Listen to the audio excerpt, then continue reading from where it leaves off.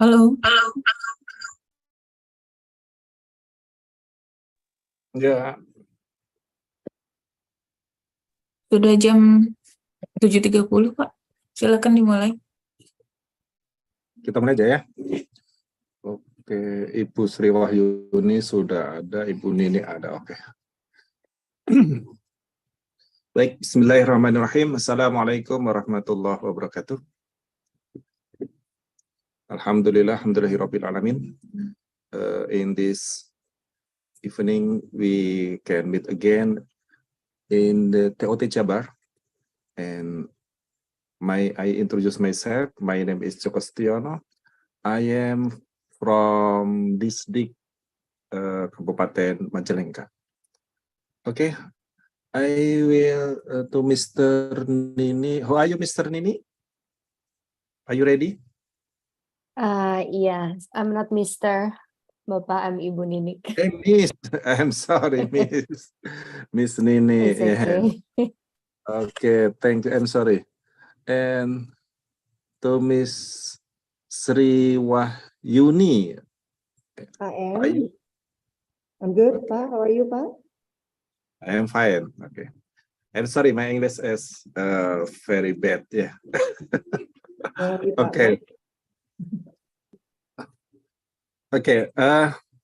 Today we will begin in this event, and before we begin, we pray to Allah agar in this event can well everything okay. A'udzubillahi minasyaitonir rajim. Bismillahirrahmanirrahim. Allahumma shalli ala sayyidina Muhammad wa sayyidina Muhammad. Allahumma fir lil mu'minina wal mu'minat wal muslimina wal muslimat al ahya'i minhum wal amwat innaka 'ala kulli syai'in qadir. Rabbana dzalamna anfusana wa illam taghfir lana wa tarhamna lanakunanna minal khasirin. Rabbi zidni ilma warzuqni fahma wa bi islami dina. Walhamdulillahi rabbil alamin. Okay, and the next event I will to Mr. Nini to Miss Sri Wahyuni. He is as moderator from SMP Pelita Fajar Kota Bandung, and it's time. Sorry, Mr. Jos. Are you ready, Mr. Jos? Okay, not yet, Mr. Jos. Not yet in this room. Okay. From Miss Sri Wahyuni, it's your. Okay, please. Thank you, Pa. Joko Setiono, allow me to take over from here, Pa. Joko Setiono.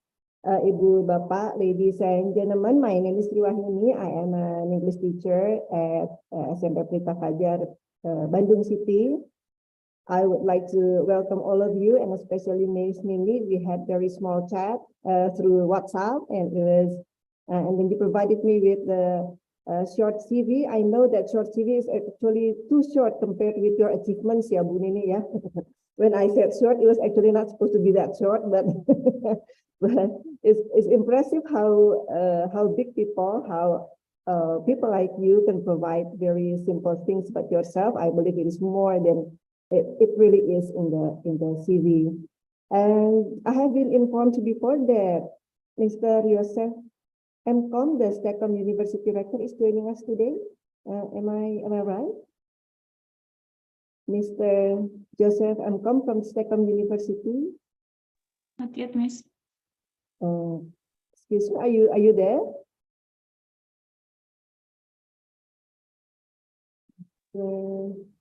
Not yet. Not yet. Not yet join in this room. Not yet in this room. Okay. Well, I have also been informed that we have another honorable visit from Mr. Mansur Al-Darazi, PhD in Education from ELT Karachi, Pakistan. Am I right? Mr. Mansur Al-Darazi, PhD in Education from ELT Karachi, Pakistan. I could see that Your name is here. Okay, good evening, Pak Mansur, Mr. Mansur. We are more than glad that you are in particular interested in our webinar titled Preparing Rubrics for Assessment. Okay. Mr. Joseph, not yet, not yet here. Okay, if none, then okay, I will continue then a bit while waiting for Pak Joseph to join us and have a few words, a few lines, because few words would be too short as well. Yeah, I am especially happy to help lead today's webinar because I believe that rubrics for assessment are one of the most important aspects of any tests or evaluations or assessments. Thus, we educators usually feel the need of creating assessment rubrics on regular basis, including myself as an educator or a teacher. The preparation of rubrics could be quite intricate, could be quite challenging because we have to keep bearing in mind of the entire aspects of the assessment, not to mention the indicators and then the sub-indicators for the purpose of clear standard to the test subjects as well as the test subjects, the students in this case, and also the assessors, because I believe it is also important for us to prepare for assessment because that assessment might be able to be used by other educators, not only the makers or the creators. I also believe that explaining rubrics prior to the assessment is very important, so that students or test subjects in general know what to achieve and know how they can accomplish the best outcome as their learning, one of their learning purposes. I also believe that we all gather here with the same curiosity over preparing for clear and purposeful assessment rubrics. And therefore, we are glad and proud to have you, Ms. Nini Budiastuti, MPD, to provide some insight to all of us of most effective and efficient preparation for assessment rubrics. Let me introduce a bit about Bu Nini. Bu Nini or Miss Nini Budiastuti, MPD, is at present mathematics teacher. Some of the working experiences are working at Bina Tunas Bangsa School from 2022 until present as mathematics teacher. And then at Sekolah Bogor Raya from 2004 to 2022, Bu Nini is a mathematics teacher, the head of department, mathematics, ICT, and PE, physical education, I suppose, PE is. And then also the GAC Director of Studies.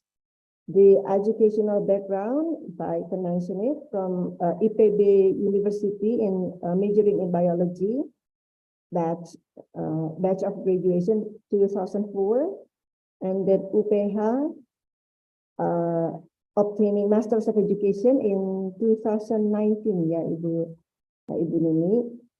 So allow me to check again for Pak Joseph. If Pak Joseph has already been here. Pak Joseph is not here yet. Yeah? Okay. If not, then without further ado, Ms. Nini Budiasti, MPD, the space is yours. Thank you very much, Ibu Sri. Good evening, ladies and gentlemen. Good evening, Bapak Ibu. I'm so sorry for Mr. Mansur from Pakistan. Yeah, usually me as Indonesian, I prefer to call my fellow teacher as Bapak Ibu. So that is actually the same as Miss and Mr. So if I call Bapak Ibu, hopefully you understand that. Is my voice clear enough? Iris, Bu Nini. Clear. Yeah, thank you very much. Yeah, rubric. It is something that, as Ibu Sri has already mentioned, an important and integral part of the assessment. And lately, since Indonesia started implementing Kurikulum Merdeka, we are expected to have some sort of project, not only tests where the answer could be whether multiple choices or a short answer or one exact answer, but if it's some sort of project where students can explore more through the skill, then rubric is needed. And I believe here, Bapak Ibu, I'm just sharing it. It doesn't mean that what I know is way more than what Bapak Ibu already know. Probably we can share to each other and reach more. Yeah. And I'm really sorry. I've been sick since last week, and that's my voice is a bit sounds sexy. Yeah, sexy. No, yeah, a bit like this. And probably in the middle of the conversation while I'm talking, suddenly a cough. So before that, I would like to say sorry. Okay.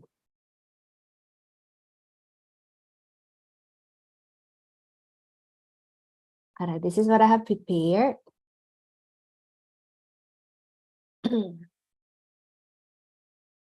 Now, Bapak Ibu, I would like to ask your help to type in the chat. What do you think about assessment? What is assessment? You can, we will have a joint idea, yeah, about what assessment is. If you are not comfortable to use English, you are welcome to use Indonesia.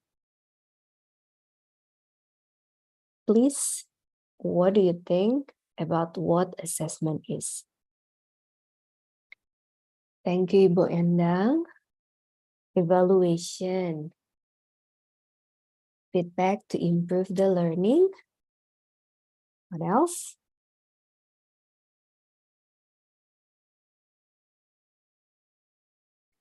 An evaluation from Ibu Ari.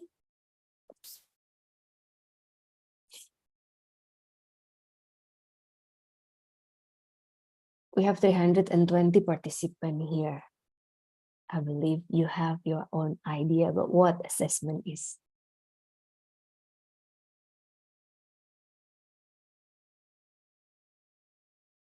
To collect information in the class. Okay. There's no right or wrong, yeah.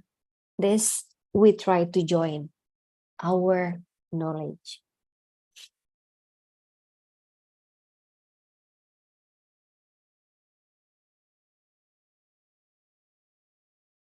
To evaluate and give feedback of students' progress. Then who will need the information of assessment?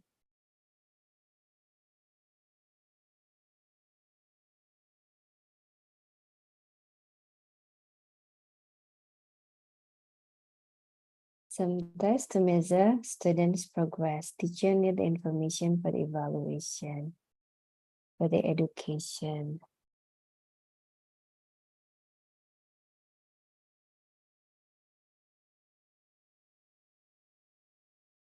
Have the function as a level for analyzing about material consistency to see whether the topic is consistent or not yet.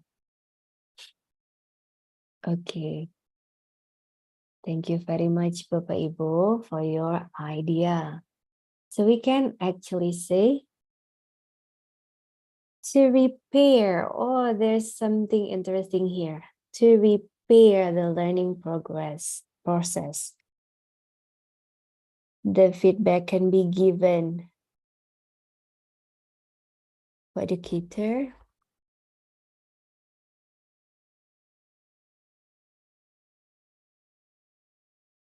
Okay. Here I have collected the thought from Martha Stesen from the book Systematic Collection and from the book Systematic Collection and Assessment is a systematic collection and analysis of information to improve students' learning. So it is a systematic collection. I believe one of you already mentioned collecting information in our class. Yeah. And then Granwigen Senjen J. McPike from Understanding by Design say that assessment enable teacher to determine the metric measurement of student understanding of and proficiency in the course goal. Assessment provide the evidence needed to document and validate that meaningful learning has occurred. So it is true as well. It is in line with what Pak Bayu already mentioned here, that assessment to analyze about material consistency. Yeah. So whether the learning has happened in the class appropriately or not.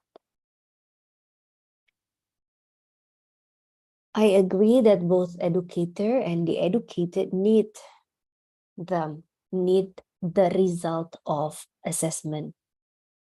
And not only for the teacher and the student, but also for the school and the parents, because from there, they will be able to have a glimpse what happened in the class and how, whether the learning has progressed or not. Next, related to our topic, what is a rubric?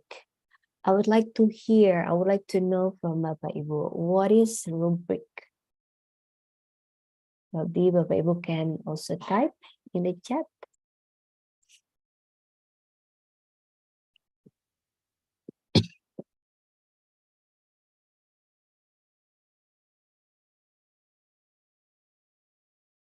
What you already know about rubric, Bapak Ibu?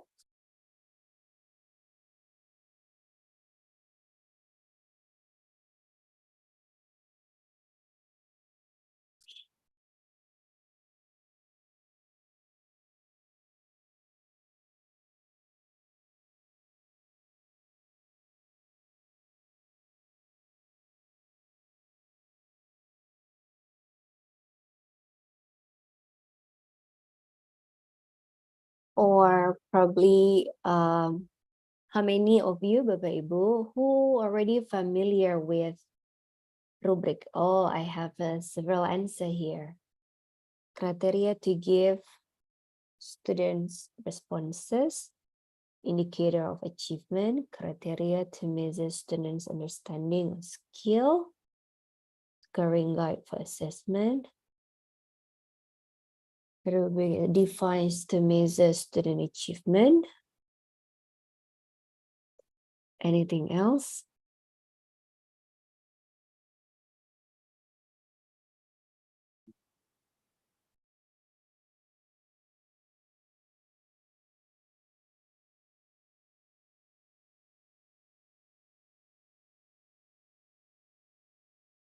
Heading on a document. What do you mean ya Pak Slamet? Scoring. Part of the scoring, yes.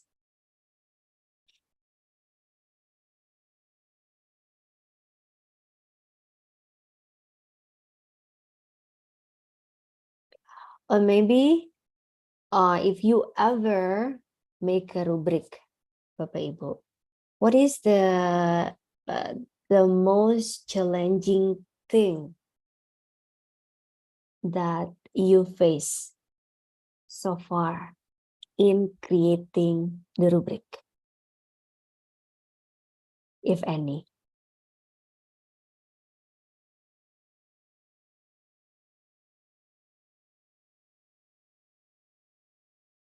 Criteria to give student responses.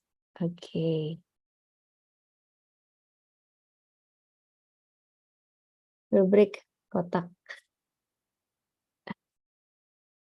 panduan penilaian. Okay.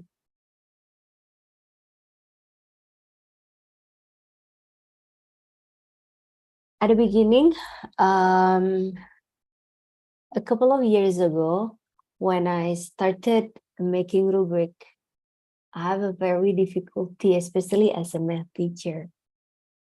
Math teacher are not good with words. That's why it was you can see my short CV is really short. As a math teacher, I don't have words. I have numbers. Literally short. Literally short. I cannot think of what to put into words into the short CV. The most challenging detailing the achievement indicator into sentence. Yeah, I agree with that. Kriteria penilaian ukuran pencapaian. Oh, almost the same, yeah. But before we go there, let's see first. Rubric. Rubric is an assessment tool which describes level of achievement in a specific area of performance, understanding, or behavior. So it is not only performance, but also students' understanding. And it can also be used to see students' achievement in a specific behavior that we want. Then it comes to the next question. What is the relationship of assessment and rubric? I believe you have it in your head, ya Bapak Ibu. You know the relationship between assessment and rubric. Rubric, although it is already mentioned how to create a criteria, this is difficult, and then how to put them into words. And then whether our criteria that we already created can really measure students' understanding, students' performance, or students' achievement. Is it true that what I say is already sufficient, or do I have to change it? Then all the difficulties in the front, it will be paid off.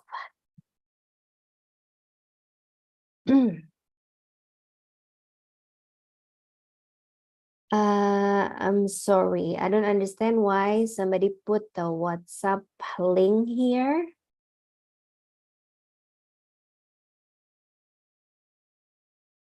Hopefully no one put the WhatsApp link anymore, yeah? Thank you. Okay, Bapak Ibu. Let's move on. Why do we need to use rubric? Any thought, Bapak Ibu? Why we need to use rubric?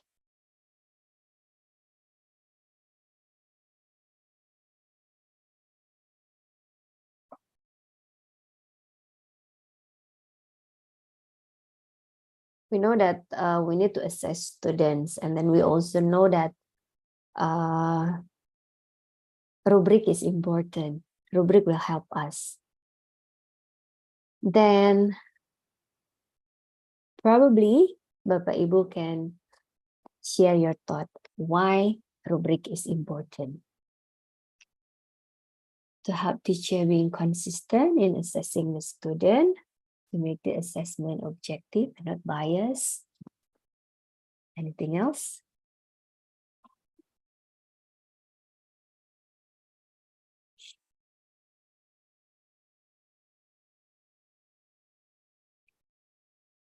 To make easier to assess students' responses. Yeah, that's what we want. Give the exact score to the student. Suitable assessment. Okay, similar to what Bapak Ibu already said, we use rubric to create common framework for the assessment, not only between teacher and student, but also between teacher and teacher, as well as between teacher and the head, coordinator, for example, or with the principal, for example. Yeah, for students to understand expectation component of the assignment. Yeah, I agree, Bu Imut. And then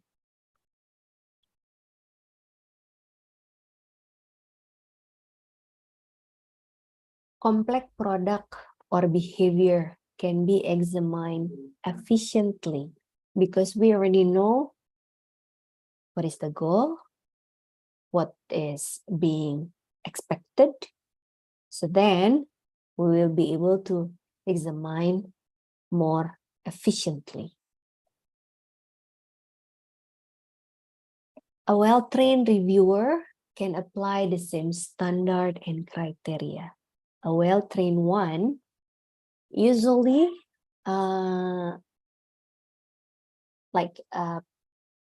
my school, because my school adopted Cambridge as well as IB.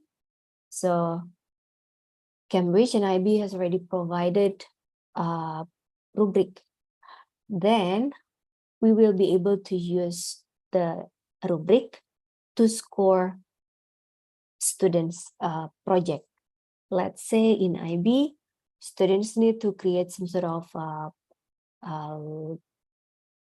thesis, some sort of, if it's in the university, we call it a skripsi. Yeah. It's a bit shorter than that, but long essay, around 12 to 20 pages. So all the DP students need to create those,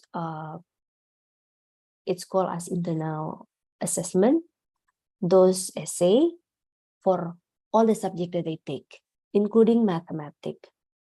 Then we will score it based on the criteria, based on the standard already given by the IB. It is not an easy task because sometimes what our understanding could be different from the maker of the rubric understanding. But then that's the use of training, yeah. Probably Bapak Ibu also have the same difficulty in reading a certain rubric. Later on, we will see some example of rubric, and we can discuss about it. Rubrics are criterion reference, compare students' ability to criterion instead of comparing to other students. So sometimes when I graded my students, probably this is the same.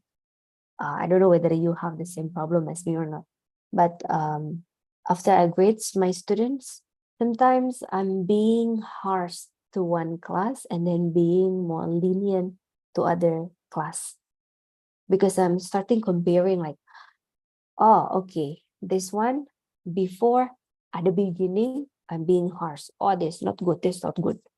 But then as I go on, I feel like, oh, the previous one is better than this one, or the next one is better than the previous one. So I start to waver. I'm no longer sure whether I need to be harsh or I have to be lenient. Then I start to lower my standard. So that's what I did. Instead of comparing my students to the rubric, I'm comparing my student to the other students, which is inappropriate.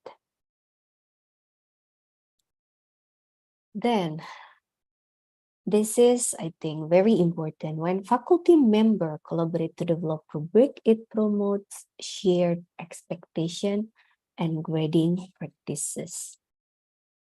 When one teacher, have you ever tried, Bapak Ibu, collaborate not only between, let's say, the same subject, English subject, but English with math probably, or math with sciences, science with English, to write the report, for example, because now we are in a era of globalization where everyone using English. Then let's try to create a project, and then the report should be submitted in English. So that will be a joint collaborative project, which is not only developing knowledge, but also skill. There's a lot of skills that are shared, through a joining or collaborative project. Then this it promotes shared expectation and grading practices, because what I expect from my subject probably different from the expectation from other subject. What I want my students to understand probably different from my Bahasa Indonesia teacher expectation, of course, and then from science teacher. But then by having this collaborative, and we created a single rubric that can score. This is what I expect in mathematics. This is what I expect as language teacher. This is what I expect as science teacher in one rubric. Then student, not only us, will see that, oh, this is how teacher perceive their knowledge. So when students see that when the teacher said that we need to collaborate, student need to collaborate, the teacher also collaborate. We show them. We share one single rubric. It shows that you can do one thing, but we can score from different aspects.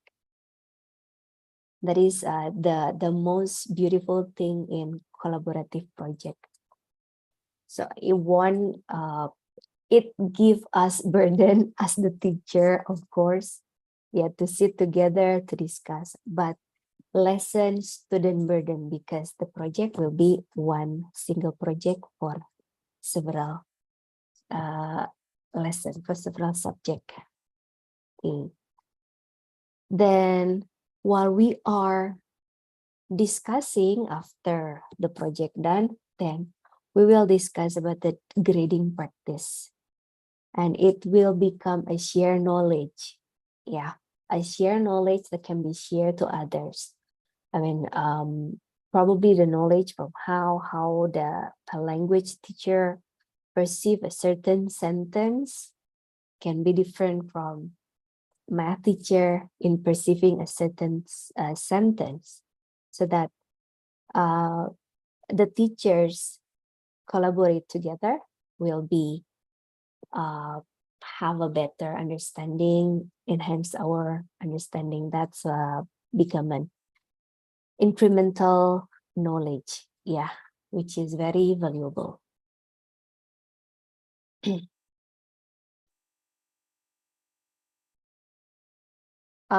So this is the reason why we use rubric. And then here there are two types of rubric. The first one is holistic rubric. Holistic rubric, as just like the name, holistic, it is actually a simple one. Holistic has single criteria, one-dimensional, used to assess participant overall achievement on an activity or item based on predefined achievement level. So it is a simple one. Okay. Performance description are written in paragraph and usually in 4 sentences. And in that 4 paragraph consists of so many subtopics, so many criteria that we want for student to achieve. Like you get 80% or you get 90% if you meet this standard. You get 70% if you meet A, B, C, D only. You get 60% if you meet A, B, C. You get 50% if you meet A, B only. like that. That's the holistic rubric. The next one is analytic rubric. It is a two-dimensional rubric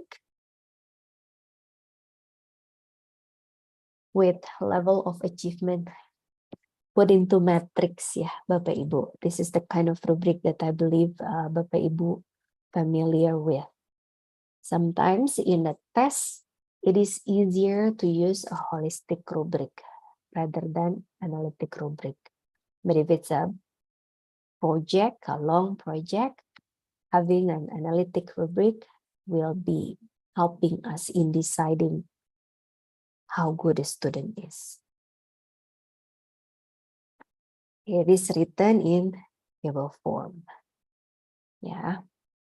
So in analytic rubric, we put different weight, or we put different value to different criteria, including overall achievement by totaling the criteria.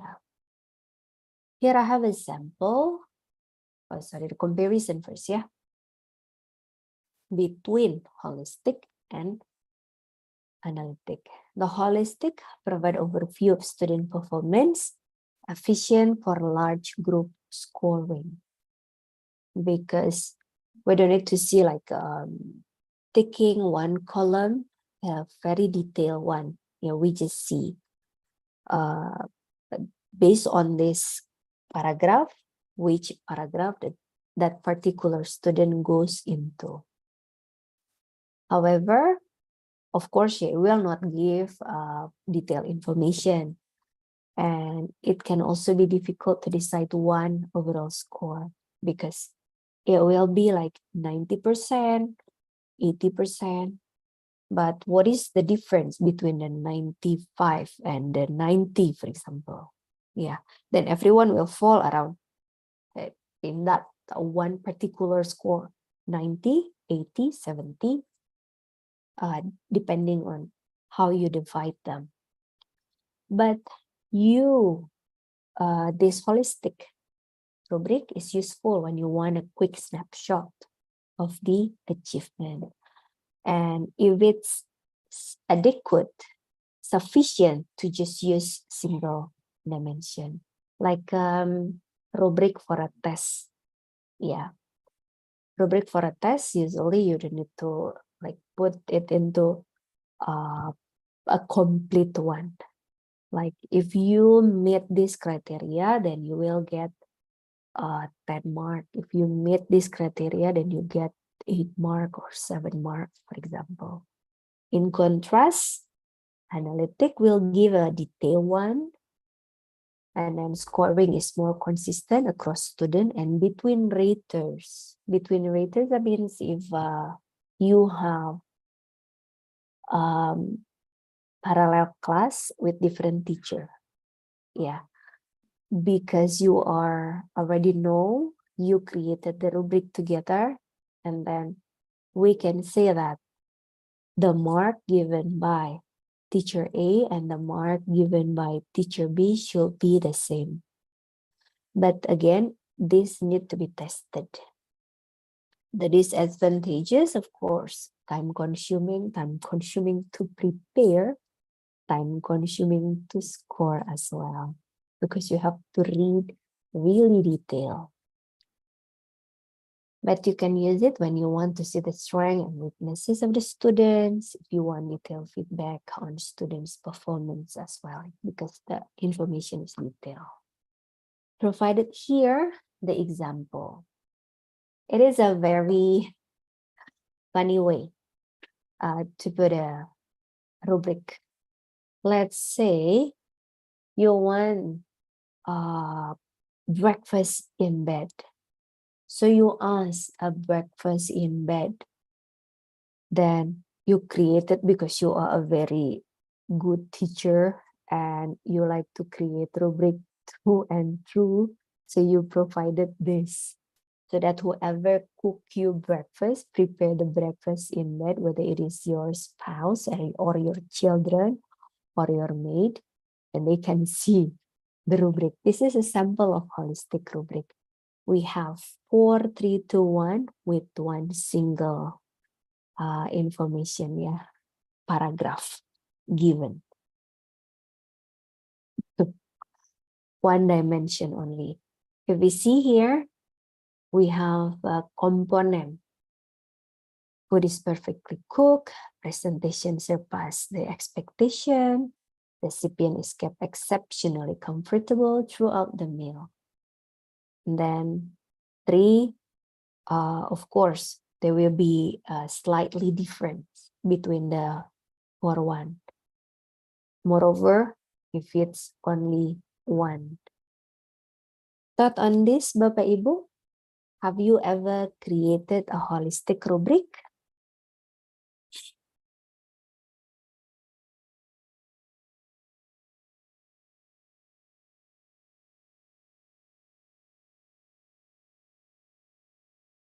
What do you think about the holistic rubric? Do you think it is easy to be used?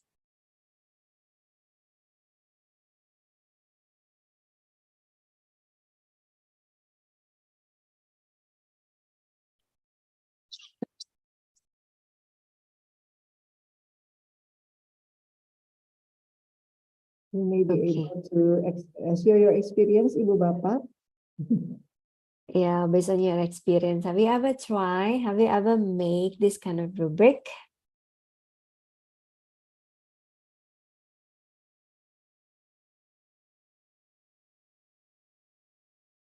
Okay, seems like still shy cat. Shy cat, what is that? Bu Nini, they may be preparing for the best for the last. Best Ah, question yeah. for last. Okay, then let's see.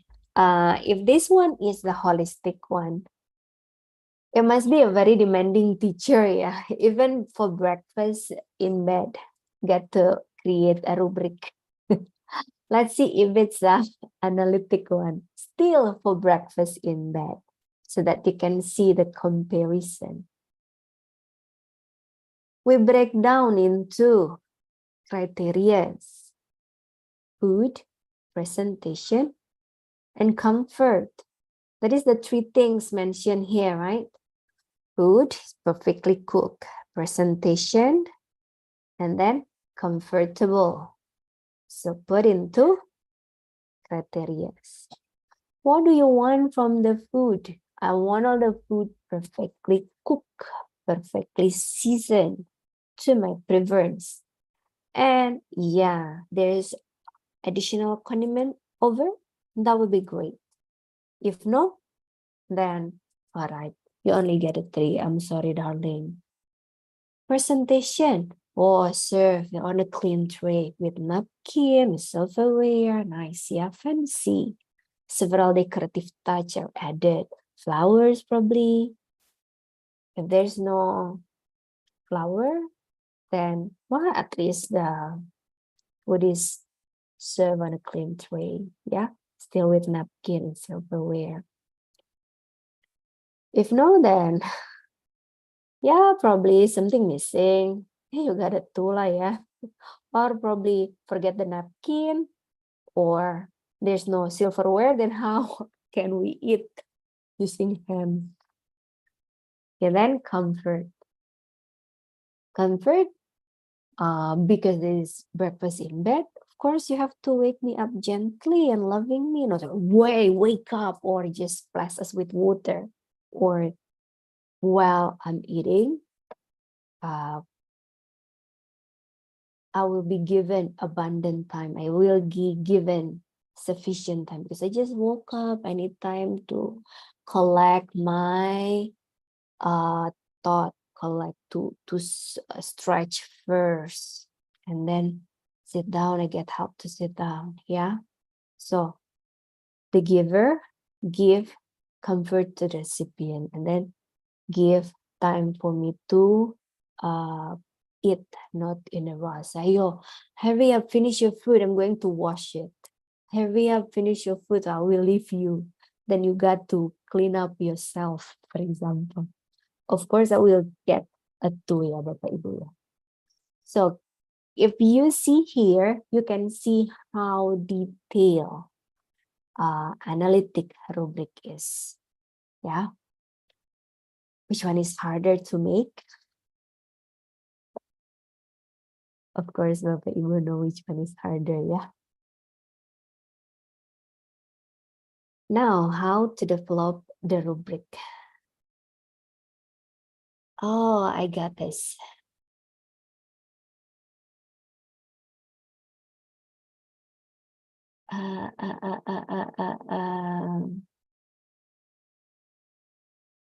That we can make scoring easier if we use value.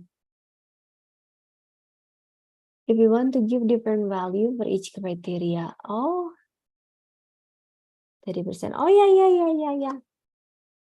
Is there there is a rubric, but whether it is can directly score that into the percentage or not. That is also the question. I haven't really tried that, yeah, because mostly because simply because I'm a math teacher. The rubric that I use usually is just a mark scheme. If you do this, you get a 1 point or a 2 point. If you do like this up to a certain stage, you get 3 marks. So rubric usually use when I give project. And I rarely use percentage. It's for me, it's adding work, because after I calculate, I have to find the percentage again. I multiply with the percentage. So I have to multiply it and then add it. So I prefer a simple way like this. But it is a very interesting. Hopefully we have time. I don't know whether I already prepared that or not, yeah. But I encountered this kind of rubric before. Later, let's see if I can find it again or not. Okay. It means a holistic become scoring with detail condition. Organoleptic scoring after simple detail to complement it. Pak Bayu, I'm sorry, I don't really get your question.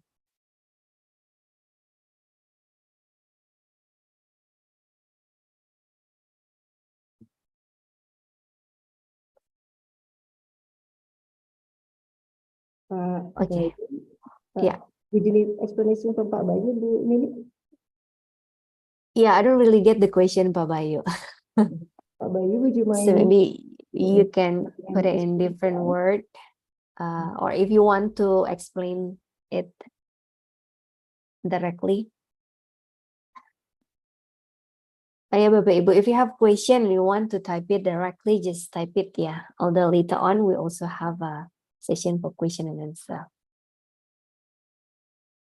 All right. We will continue first, yeah, while waiting. So let's see how we can develop the rubric. What is the most important thing, yeah, Bapak Ibu, in developing a rubric? What do you think?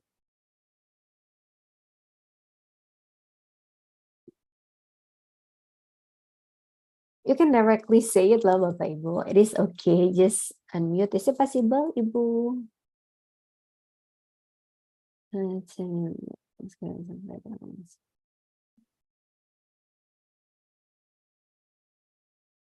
Oh, yeah. Analytic rubric is a good idea to make learning score based on every element in material. Then holistic. Yeah. As long as it's not separated on several pages. Yeah, I agree, Pak. Okay, Bapak Ibu, what is the most important thing before we develop rubric? I think it is the essence of a lesson, yeah. What is the most important thing that we need to consider? Any thought?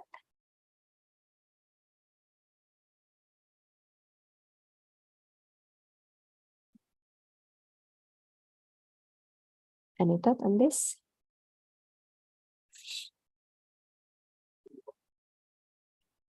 Learning goal, what I want to be achieved. What is it based on? Can you elaborate more, Pak Imran? Now I become English teacher, ya Bu Sri, asking other to elaborate. That will do, Bu Nini. Okay, what is the standard? I see.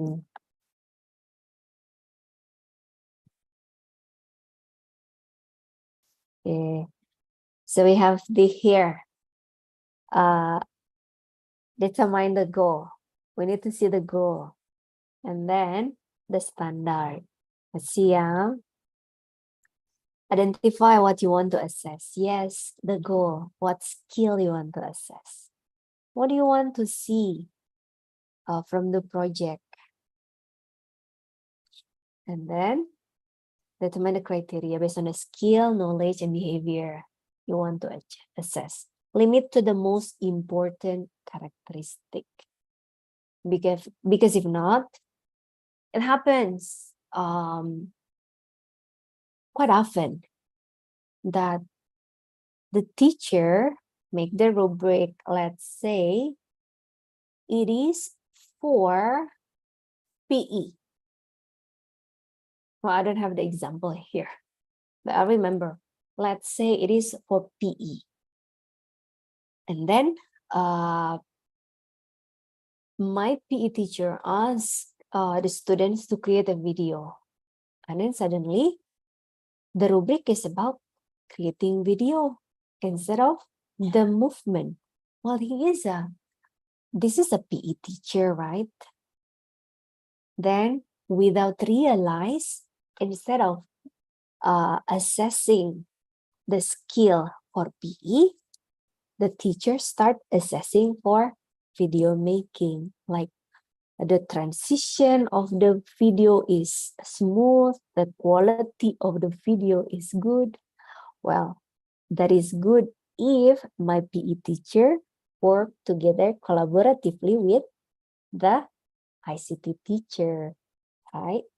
So we're not assessing about how the students created the video because I'm a PE teacher. I want to see whether my student can do a certain move or not. Something like that. They limit to the most important characteristic. Otherwise, we will be overwhelmed. Identify the level of mastery. 4, 3, 2, 1, or excellent, good, fair, poor.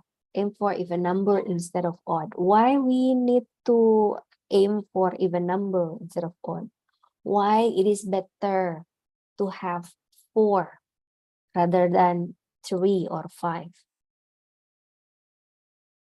Have you ever tried, Bapak Ibu, if you have 3 criteria or if you have 5 criteria, well, where do you usually mark your student?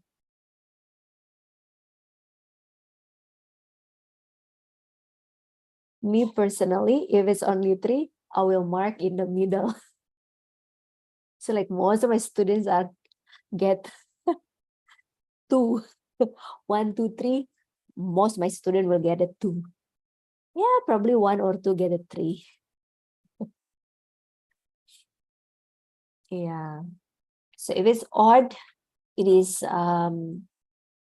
most of the time fall right in the middle. That's why it is better to have an even number instead of odd. Then sometimes even after you have an even number, have you ever encountered this problem? I think this is too good to get a 3, but not yet reach 4. What do you think about that, Bapak Ibu? Have you ever have that feeling like, this is too good for a 3, but not yet reach 4? You can keep that in your mind, ya, Bapak Ibu, for later. Oh iya, Pak Imran. Then, what do you think? Will you give a 3.5? What is your reflection, Bapak Ibu, when that happened? Giving 3.5. Anyone here agree to give 3.5? Sometimes I also cheat like that. Give 3.5, yeah. 2.5. Yeah, this is not really good, but not really bad. If give 2 kasihan, but 3 are not that good. Okay, then we can go back to the rubric, yeah, later on. All right, why that's become a problem? Why we need to give 0.5 instead of a certain 1, 2, 3. Next, after we decide the criteria, the mastery level, then we need to describe, yeah, each level of mastery for each characteristic or each criteria that we want to assess. Okay, each criteria should be mutually exclusive.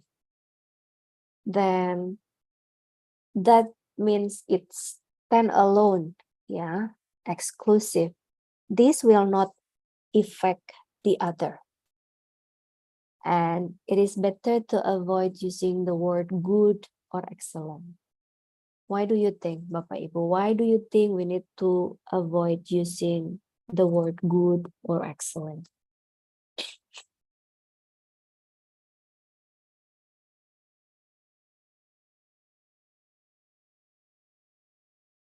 If I say that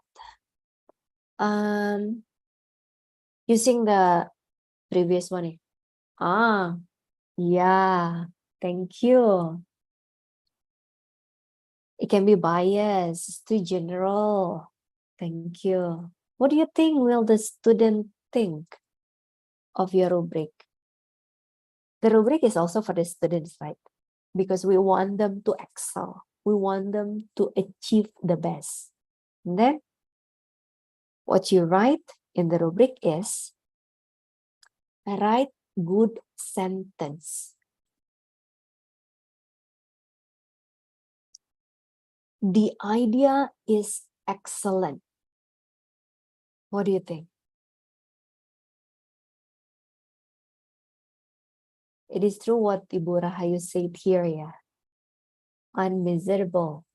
It's how to measure that. How do you measure excellent? How will I know what excellent is? And then when I write, of course I try my best when I write my essay. For me, it is excellent.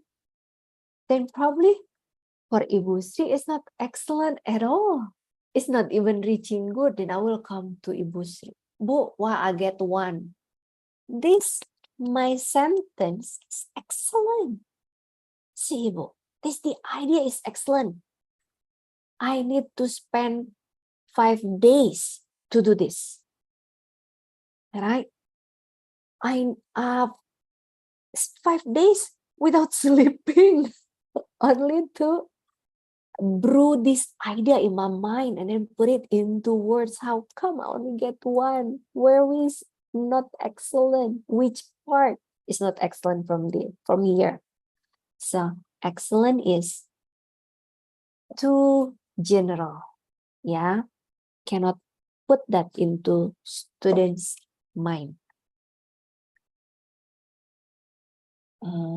Different view of standard, yes. It can be biased, it can be subjective, yes. Then after we created the rubric, this is very important to evaluate the rubric. Share it with your colleague or coordinator or with the principal and use the rubric. Nah, use the rubric. Test it. Previously, What happened, Bapak Ibu? Sometimes there's an urge to put 3.5. Then that means there's something wrong with my rubric. My rubric is not mutually exclusive. So then, as a learner, yeah, we do a reflection, make appropriate changes. And then in time, as you do the same thing again and again and again and again, you eventually become a better rubric maker. Yeah.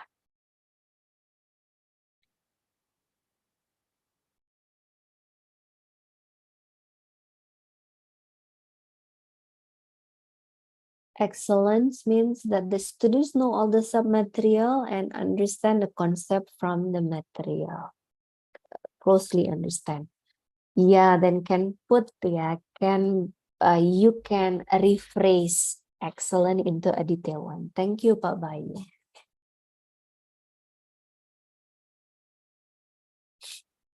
Okay. This has also been mentioned, yeah, previously by Ibu Sri. Share with the students because it is our students who will need the rubric, right? Share with the students, make sure they understand each criteria and our expectation. Bapak Ibu, have you ever tried to create rubric with your student? Anyone here ever tried to do that? Or you always provide the rubric beforehand? How to make ourselves consistent? Yes. The second choice, I think, I mean, like me, myself, as a teacher, I actually never make such thing with my students. So I would just prepare all kind of things by myself. Oh, so you always prepare the rubric yourself? Yes, ma'am. Okay. Anyone ever try? It is something interesting. Anyone ever try to create rubric with the student?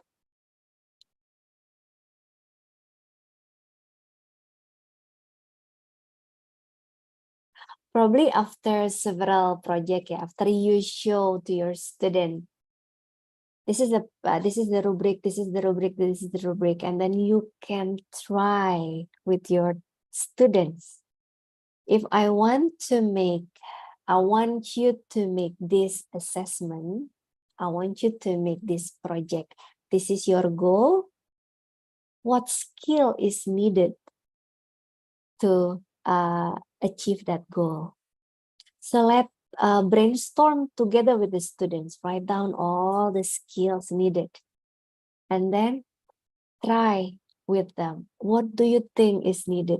You will be amazed of their knowledge. You know, sometimes we thought that we need to provide them, but we trust that they are very creative, right? Because we teach them to become a 21st century citizen.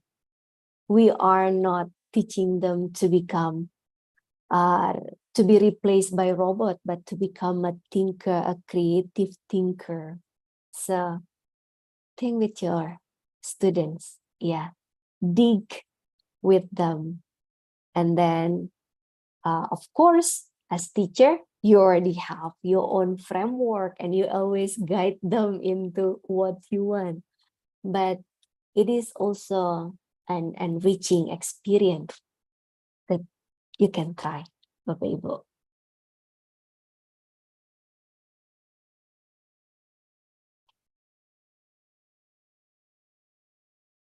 Use Cambridge metric assessment to make this, yeah, Pak Imran, to make sure it is consistent. Selection skill. Okay, thank you, Pak Imran.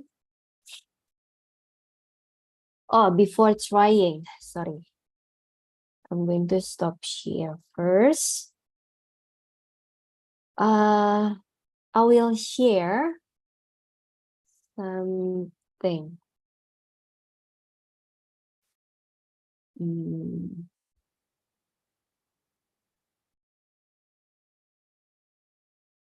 Bapak Ibu, I have prepare a document. This one is from me ya. Okay. This is a document where Bapak Ibu can see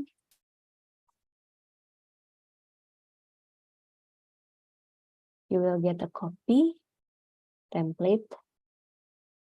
Okay. Inside, this is exactly like what you have before.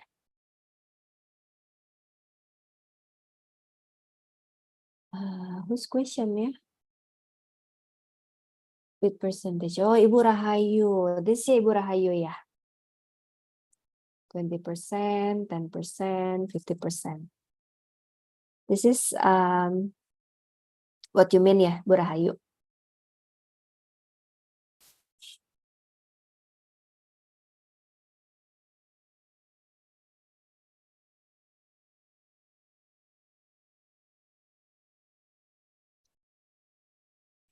Okay.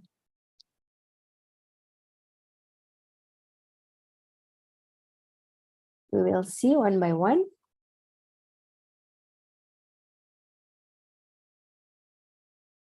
Bapak Ibu, you can copy that and keep it. It is okay if you make changes on it because it is already yours. Yeah, the copy. What I share is a copy one.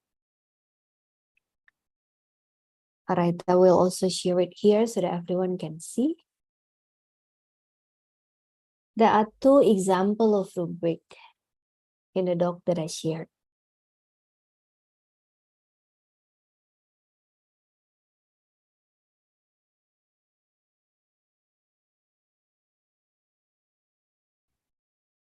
Excuse me.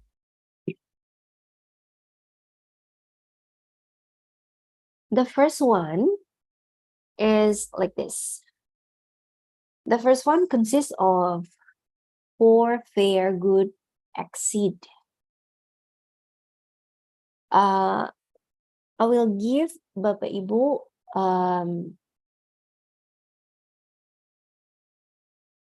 like a couple of minutes probably. How long do I have ya, Bu? Bu Sri. How much time do I have ya, Bu? Ibu Nini, we are actually going on, there are actually 50 more minutes to go, including the question and answer. 15. 50, 50 minutes? 50, 50. Oh, 50 more minutes towards the okay. question and answer, including the question and answer. Oh, we still have plenty of time. Okay, Bapak Ibu. So I can give you 5 minutes. 5 minutes? 10 probably. To try. This is a general rubric to grade students' paper, but go through example 1. And then imagine if you are to grade your students' paper using this one. Yeah. Although I don't have the paper for you to try to grade. But just go through the question and then can we see what will be, can you predict what the problem could arise from this kind of rubric? Yeah, from the first one. And then later on, you can also see the second example. Also for paper. And then after that, we can have brief discussion. I don't think the webinar will last up to 50 minutes. But I can give you Bapak Ibu time first, yeah.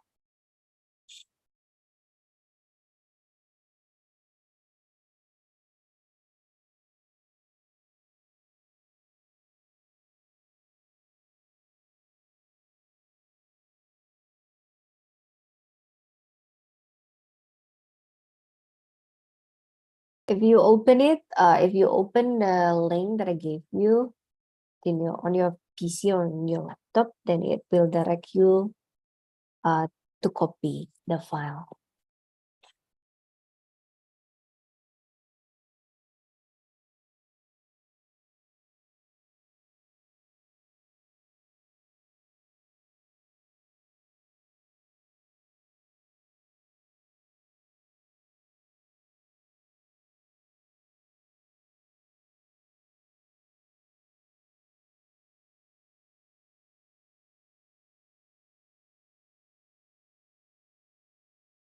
Ibu Nini, along the way, may I ask you a question? Yes, sure, Ibu. Okay. In your sample, rubric sample, you also put percentage on a different criteria, ya, Bu, ya? Especially in the beginning of it, like for example, you put 50% for content and development, and then organizational structure, it is 20%, for Yes. 10%, grammar, punctuation, spelling 20%. Mhm. As I'm not a mathematics teacher, as well as you are not an English teacher, Bu. Okay, as I'm not a mathematics teacher, in a flash, I could see that this is an additional work for me to to multiply and divide into True, some true. percentage, or Yes. should I actually have an easier way? I mean, Nice. yeah. I mean, it is still 50%, 30% or something, but it would be easier for me to count or not counting at all. Is there any is there any method? Ada method ya. Can we keep that first, Ibu? That's what I said. That's what I said to Ibu Rahayu earlier. That's adding burden. Yeah. But we'll see. We'll see how to tweak it. So instead of having a 50%. I believe it has reason why the rubric maker put content and development into 50%. Yeah, because it must be the content that the teacher want to assess more. Yeah. That's why the content and development weight more compared to the format, for example, which is only 10%. Yeah. Or the grammar and spelling, which is only 20%.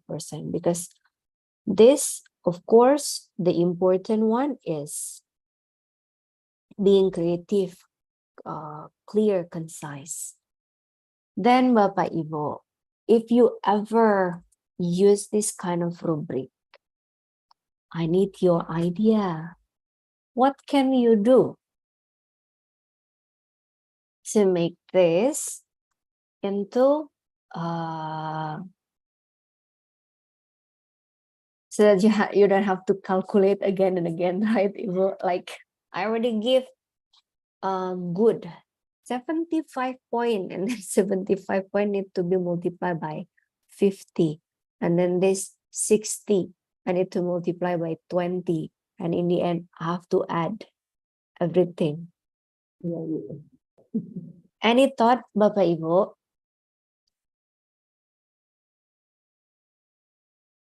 Need a life hack.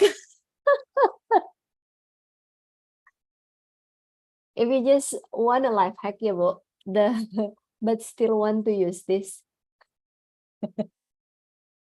Exactly. That's what I'm going to say. Ledger in a seat. Then let the computer calculate for you. But there is other way. Ledger in a seat, yes. But what should we do if we want to have this kind of thing? To put different weight.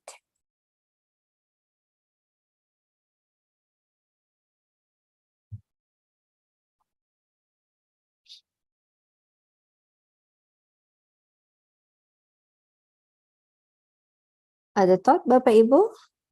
Idea? Come on, Bapak Ibu, don't be shy cat. We are here to share. Bu Nini, the word Yes. cat can actually be added into my own dictionary book, I suppose. Don't, Ibu, don't.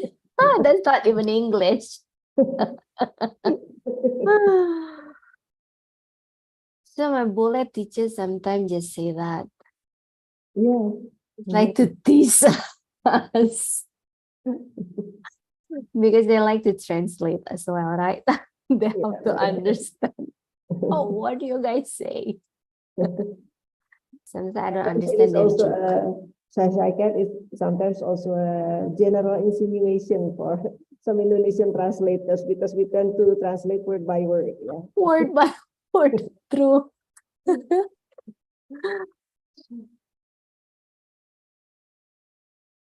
Okay, my suggestion for this, Ibu, if we want this skill to be weighting more than the other, then I would like I prefer to divide this into several criteria. So adding the criteria. Yeah. Because when we add the criteria, although it add burden, but I add burden at the beginning. And then in the end, it will be simpler. I just need to add them. Like, for example, this.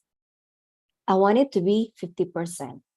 And then my criteria, there will be 5 criteria. So that means 2, yeah. Now let's put it into 6 criteria there. So 3 of them should be about content and development. Like sub criteria, for example, yeah.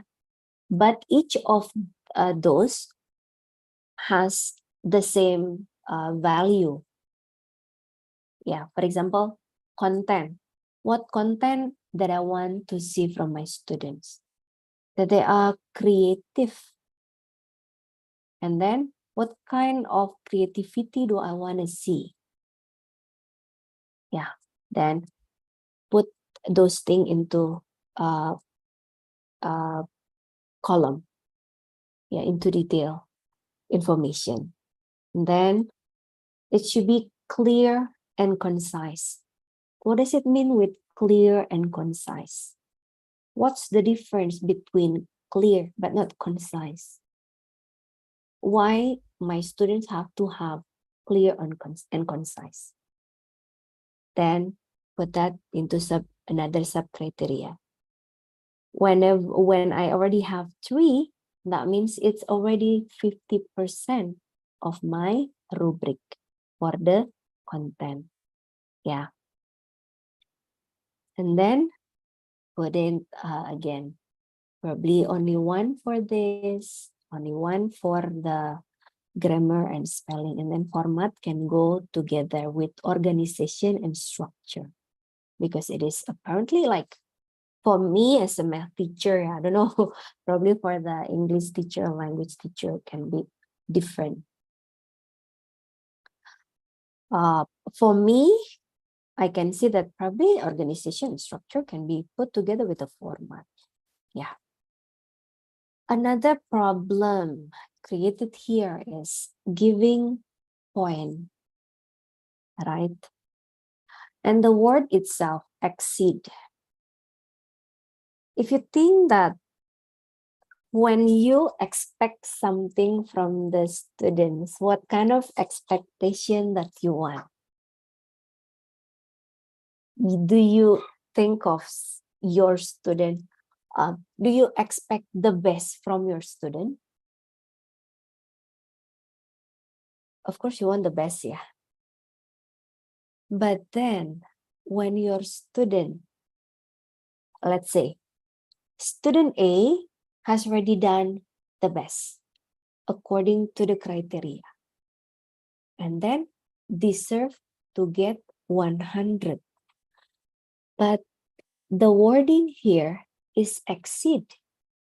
Oh, she's just meeting my expectation. Then because here, what I want is exceed, then my mind will say that I shouldn't give my student 100. because although it is meet my expectation but not exceeding yet. So the wording here also can create problem. Yeah. And then how to differentiate, because the point here, it seems like, oh yeah, it will help me later on in deciding whether they get 190 or what, right? But it also create problem. How do you differentiate those who get 100 from 90? Because the range is pretty wide, yeah, 75 to 100. How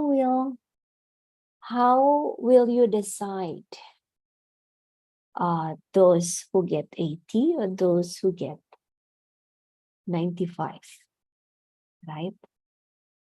In which criteria? So if you want to use 1, 2, 3, 4, preferably just use 1, 2, 3, 4. Okay, Bapak Ibu. That is about the first example. Now let's see for the second one. Any thought about the second one?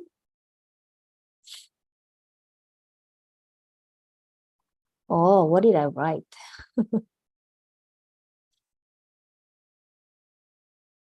Mr. Mansur here commenting, rubric help in enhancing student performance, but implementing rubric required great expertise and big challenge for teacher and students. Yes, true, Mr. Mansur. That's why practice, yeah. It is said that practice make perfect, but when you reach perfect, then you stop trying. So practice make betterment. So very I'm just trying to implement growth mindset. So instead of perfect, I'm not going to aim for perfection, but being better. Okay.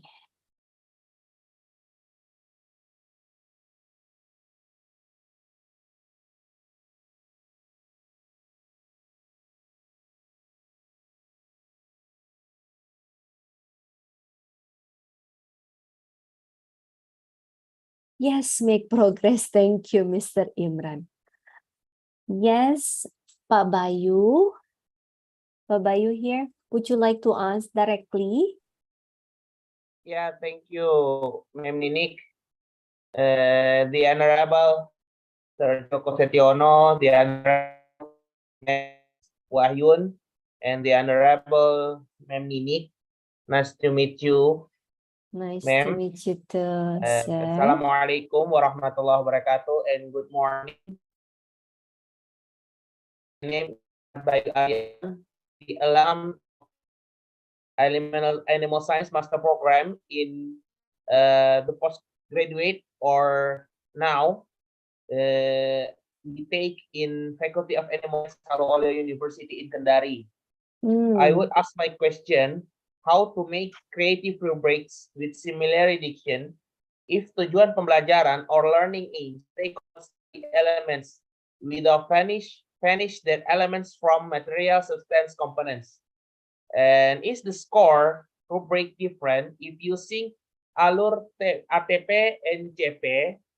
And it means rubric score, the condition or the detail of rubric scoring rubric if you using alur tujuan pembelajaran, capaian pembelajaran, and tujuan pembelajaran or learning aims. I'm sorry if you don't understand about my question. Assalamualaikum. Waalaikumsalam, Pak Bayu. Thank you very much for your question. Let me try. Let me try, yeah. Hopefully, this is meeting your question. How to make a creative rubric with similar diction if the learning goal or learning objective is taken from study element.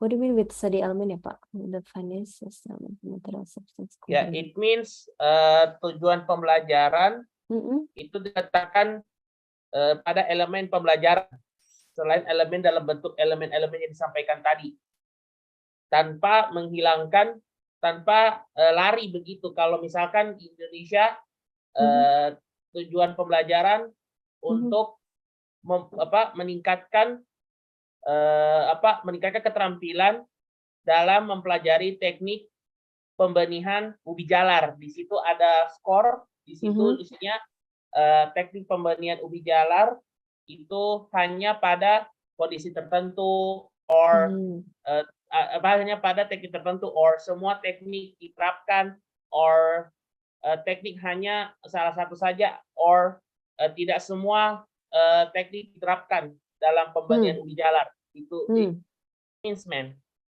Then So it is some sort of score project different.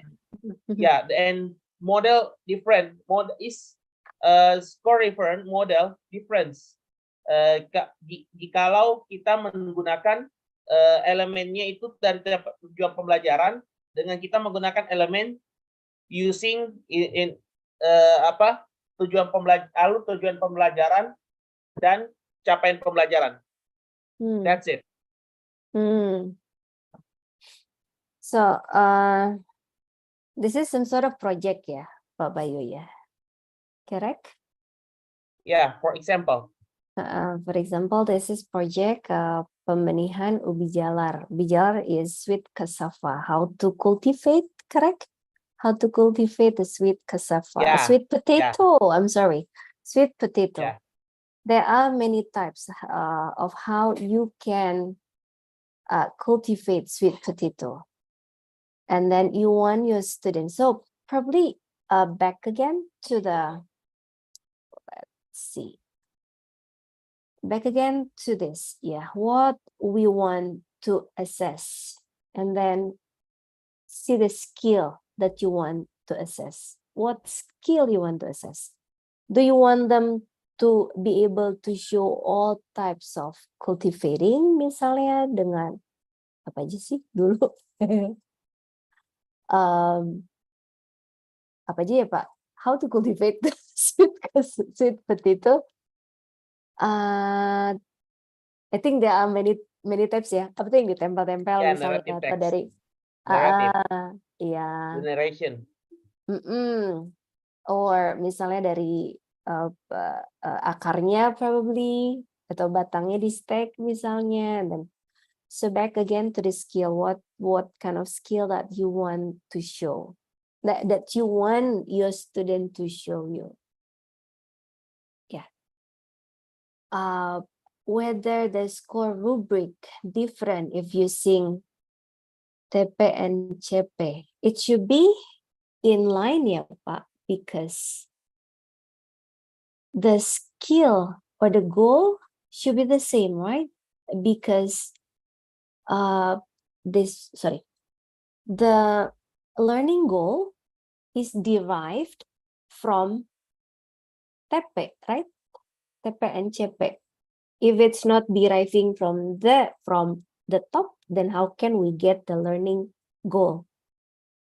Learning goal should reflect TP and CP, and then which alur that we choose. So it should be the same. How to make it creatively? Back again, practice. Yeah. I hope that answer. The model rubrics between using capaian pembelajaran, alur tujuan pembelajaran, and tujuan pembelajaran. What's the difference? Yeah, different model. I believe I don't have the answer for that, Bapak. I really am sorry. I don't have the answer for that.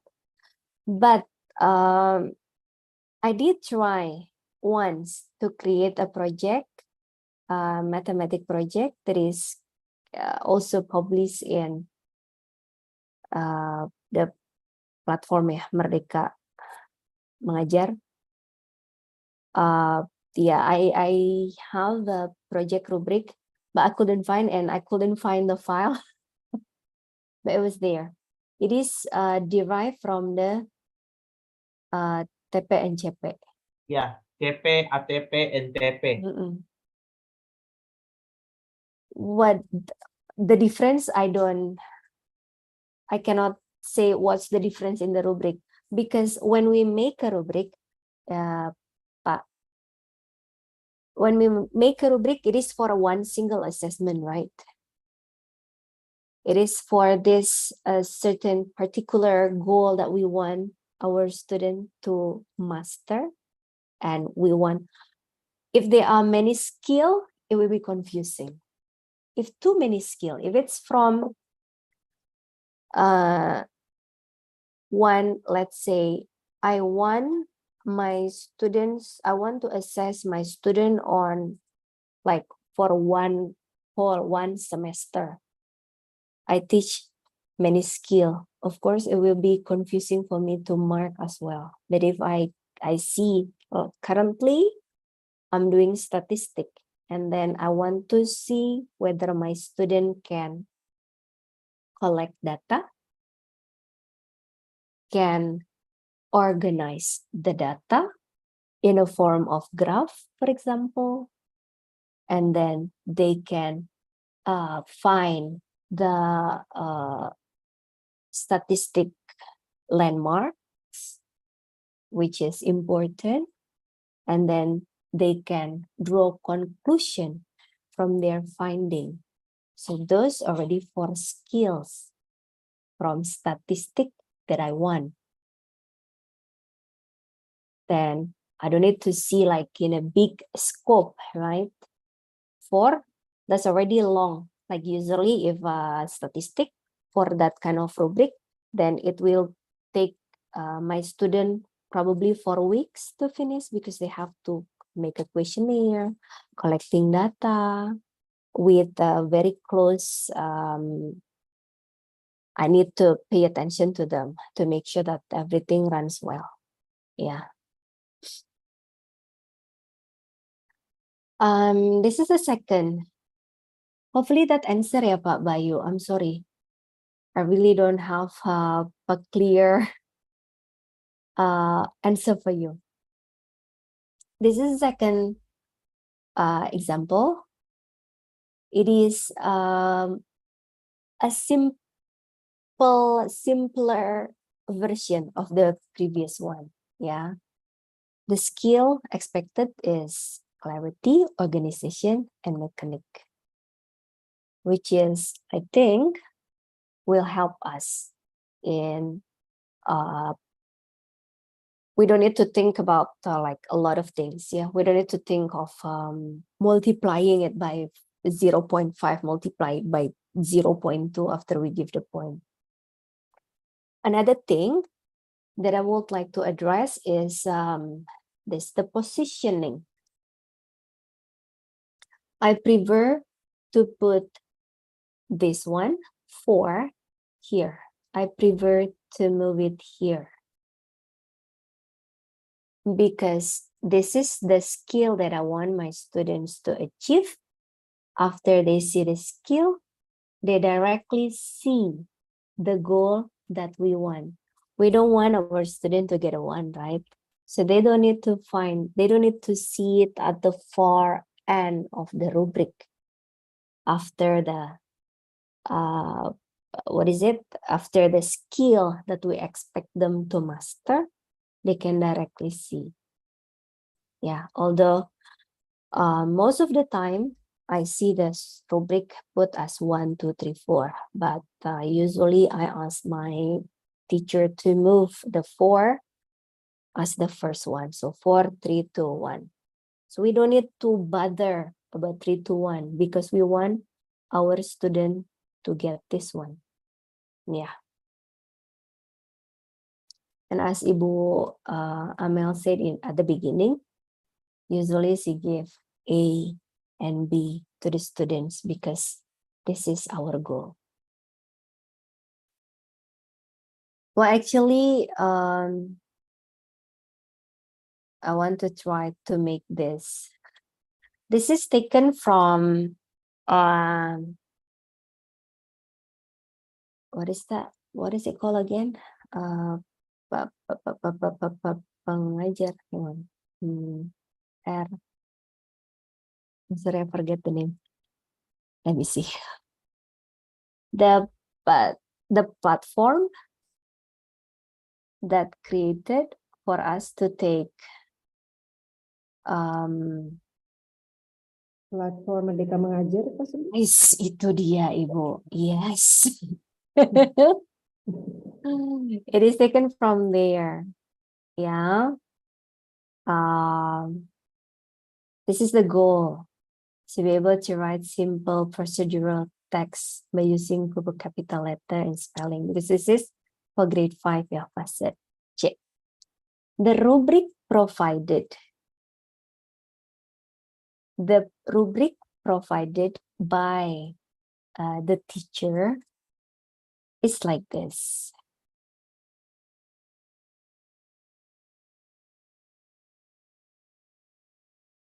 Oke, Bapak Ibu. Thought on this?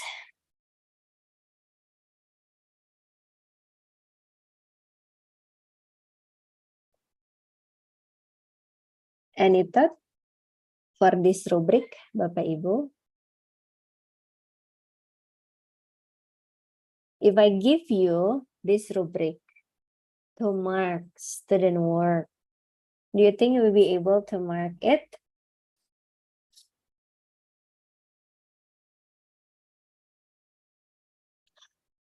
Yeah, Pak Bayu, thank you very much.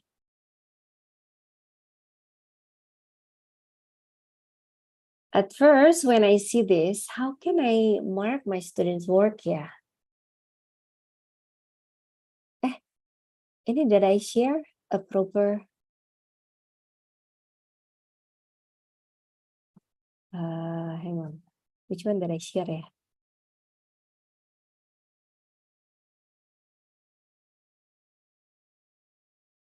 All right.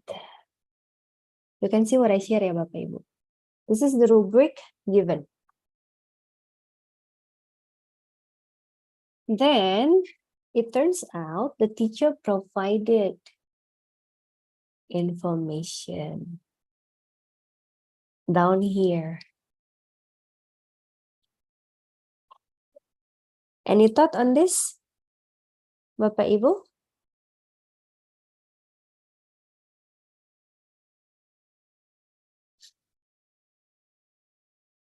What do you think about the rubric?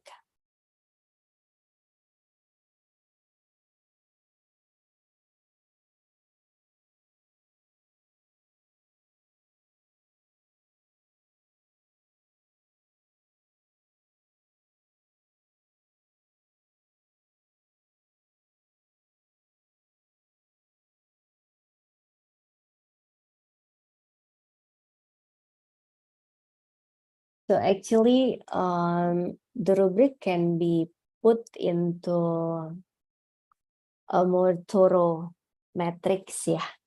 So instead of just putting the criteria and then 1, 2, 3, 4, because in the end, the rubric maker also created like this, yeah, an explanation.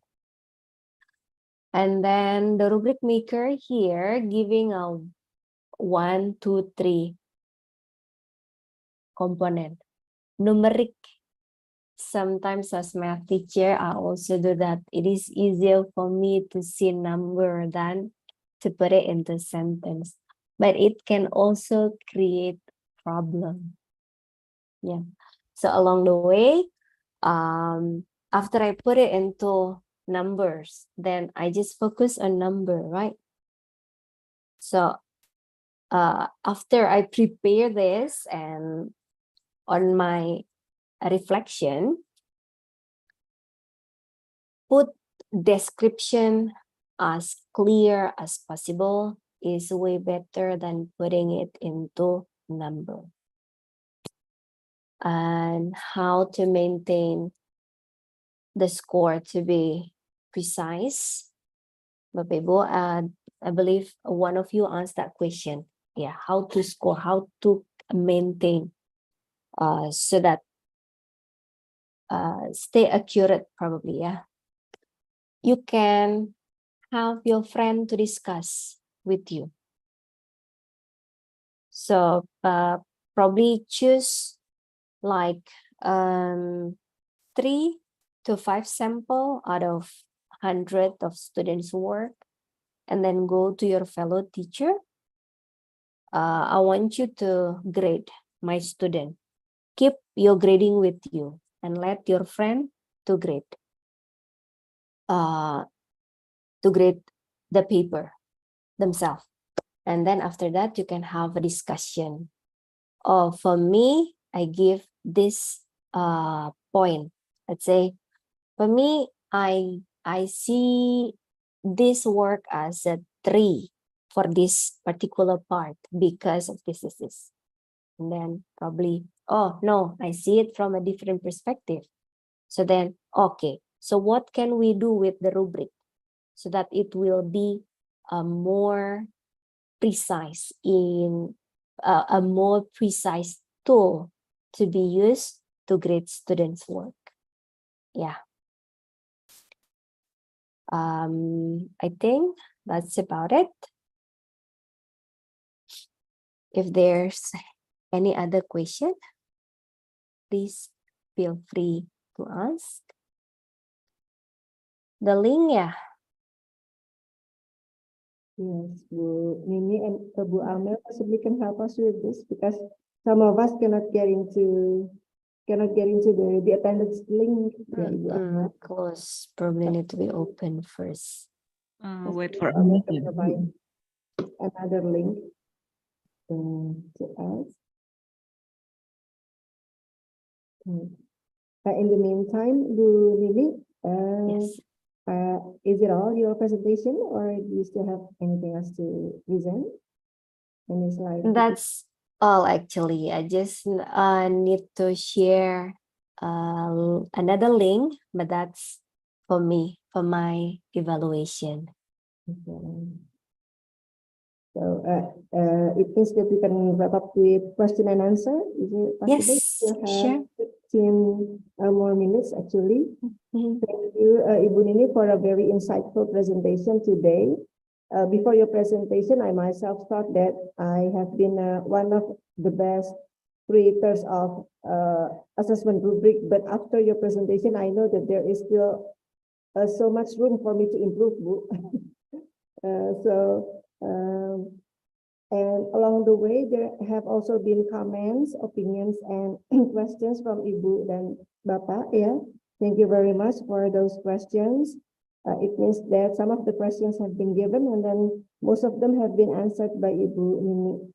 But we are still opening the opportunity, Ibu Bapak, Dr. Mansur possibly as well, one of our honorable guests. Yeah, very far, yeah, from Pakistan. From Pakistan, we are more than glad and more than honored to have you to visit us, especially interested in this topic, yeah, Bunini, yeah. Okay, so if there is any more comment, any more opinion, ideas, and also questions, Ibu Bapak, we are still Please open for feel another free. 15 minutes, yeah, Pak Joko, yeah. We still have another 15 minutes, I suppose. Okay. While waiting for others, possibly Bu Nini, I have my own question. Yeah, I myself come from humaniora studies, so basically social studies, language, art, non-exact science.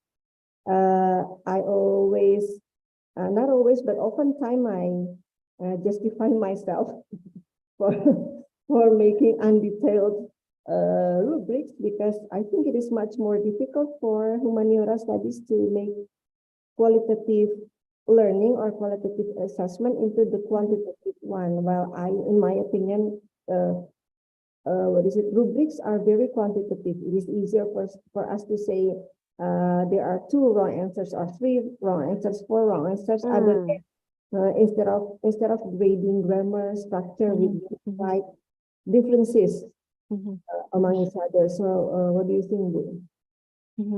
Is it Yeah, good true, Ibu. for us to True. avoid making detailed rubrics, or Yeah, we still have to be making it? Bu? yeah. It is also same, Ibu.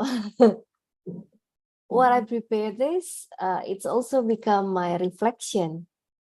Oftentimes, it is easier to just like put it into numbers, right? Like if the students made like 3 to 5 mistake, but then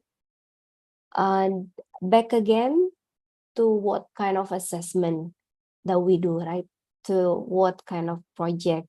Is it for project or is it for just grading paper, like a test paper for the essay, which is more to the holistic part of the rubric instead of analytic. But then if it's a big project where students have to build something from scratch, then I guess putting it into just counting the mistake is a bit unfair.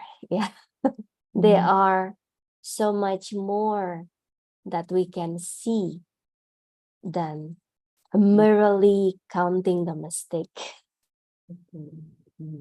We still have to do our best to make it as detailed as possible. Yeah, Bu, yeah. Let's There's no try. for this. Let's try. Okay, Bu, thank you very much. Mhm. Papa, our attendees who would like to share something or a question. Bu Nini, there was a very mind-boggling question before by Miss Rahayu Sulistiani. Yeah? If there are any applications or web that can make the scoring easier. Make whenever the value. scoring easier. Yeah. Applications or web that you can visit and make use of. There is actually Google Doc can help, but I haven't tried myself. No. I know that sorry, not Google Doc. Google Classroom. Oh yeah. Google Classroom, there is this part where you can put the rubric there, and then you can mark the students based on the rubric directly from Google Classroom.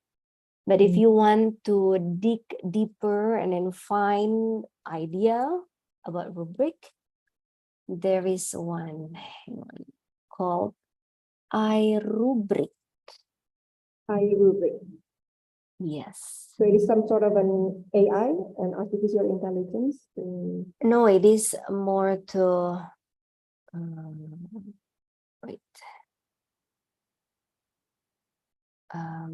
More to a collaborative, like a polling where people put rubric, and then we can see the rubric ourselves. Okay, I will share.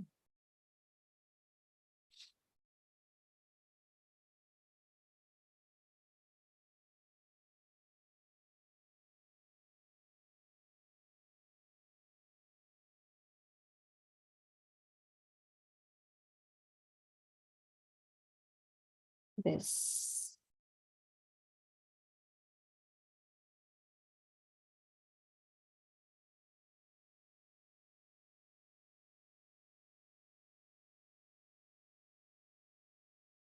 Okay, this is iRubric ya, Bapak Ibu, where you can join it. Some of them are for free, some of them are paid. If you want to see, yeah, of course, it is in English. You can build your own rubric, or you can also go through the gallery. The gallery consists of this, yeah. 821,000 rubrics. It's still growing from kindergarten to postgrad, whichever that you need. You can have a general one. Rubric types here depends on what class note, e-portfolio, exam, homework. So you can click one and then see the sample. Then you can get idea from there. Report writing, most of them are redundant, but of course we can learn from it still. Yeah. Can we edit? Yes, Bapak Ibu, you can also edit. Aside from building your own, you can also edit. Let's say I choose this rubric and then I want to copy. Nah, and then you can copy to my rubric. And then after that, yes, copy the rubric. You will be able to edit based on your need. Yeah. So this can help you in building rubric. For the scoring, I haven't tried myself. I think I can sail it myself. Thank you very much for the insight, Bu. Yes, it's my pleasure, Ibu. I hope it also answers Ibu Rahayu's question, Bu Rahayu. Mhm.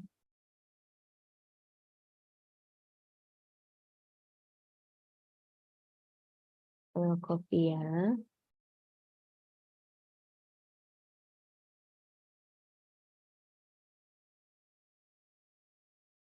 Hmm. Yes, Ibu. The link has already been there, yeah? Okay, in the chat box. Yeah. Thank you very much.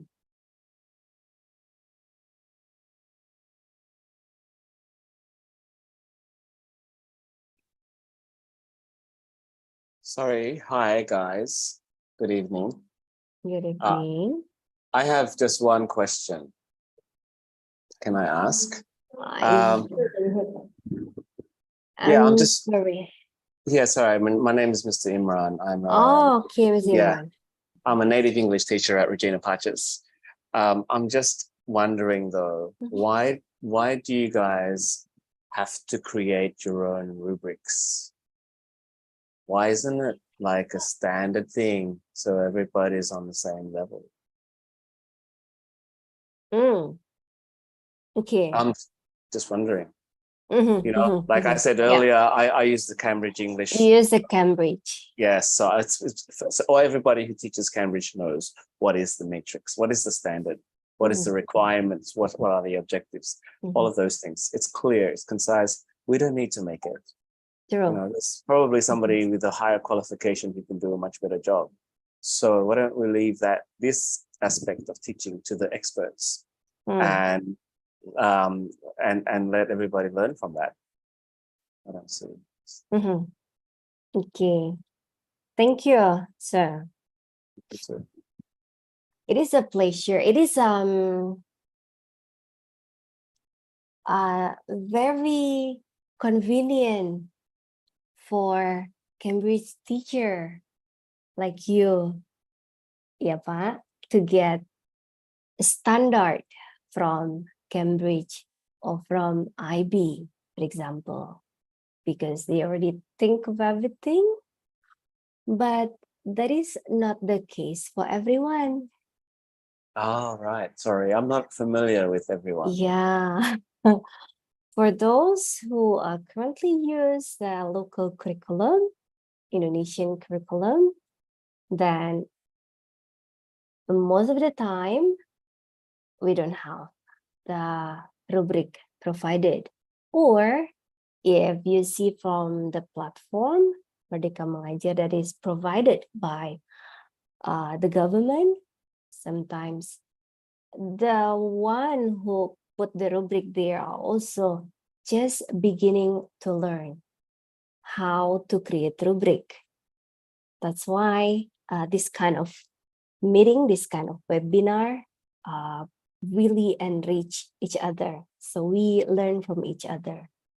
Yeah.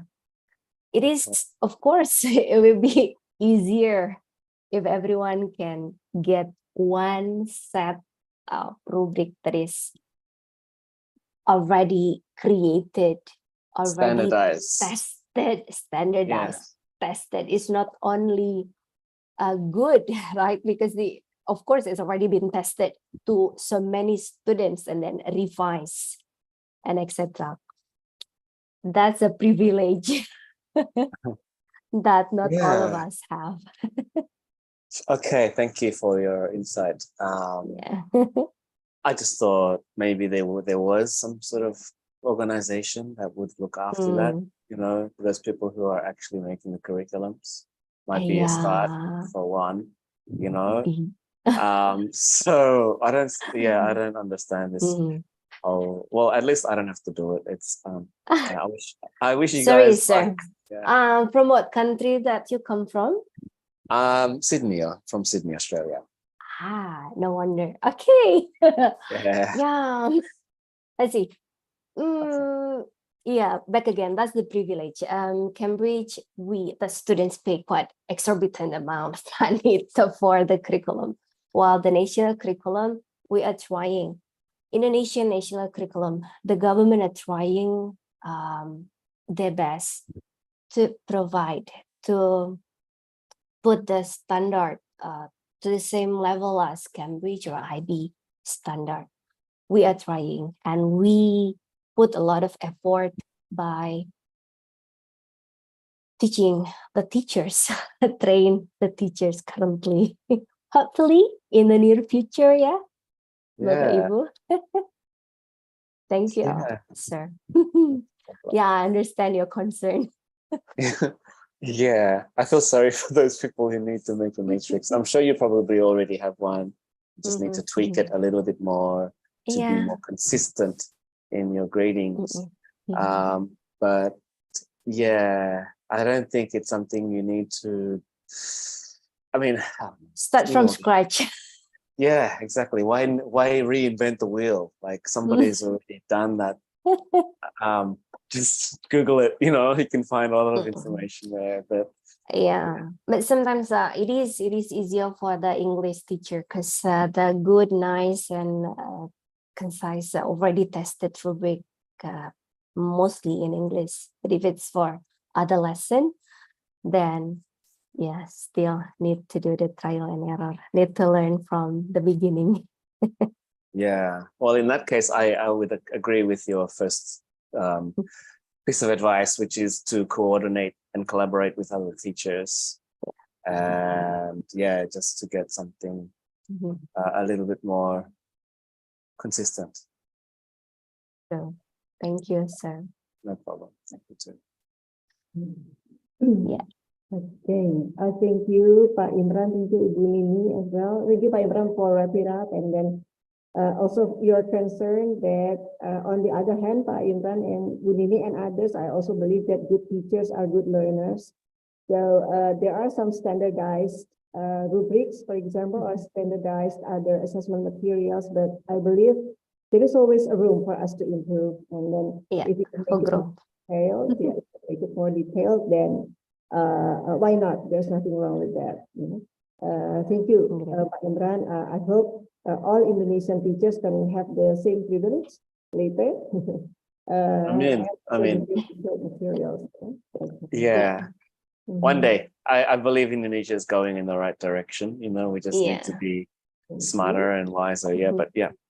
All right. Thank you too, guys. It was a great presentation. Appreciate the invitation. Thank you. Thank you. Thank you also for your insights, Pak Imran. We really do hope, ya Bu Nini and others, that Pak Imran could be one of our resourceful people, educators, to become one of the teacher trainers. Future trainer, yes. Ari is also here and listening to us right now, so Pak Imran could be one of the resources later, Bu Ari.